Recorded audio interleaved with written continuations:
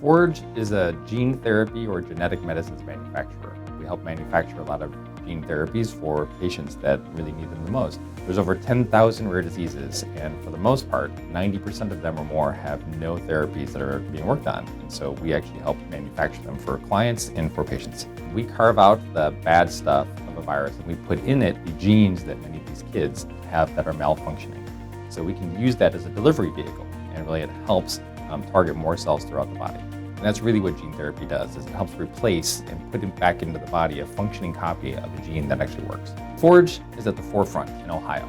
Ohio's got a background in a long history of manufacturing. With Amgen and Intel and other groups coming in and building up and around Columbus, Forge is really at the forefront of that as well. We're within about 12 hours of 50% of the population in the United States. It's a boom town right now and is really becoming one of the centers for gene therapy in the Midwest.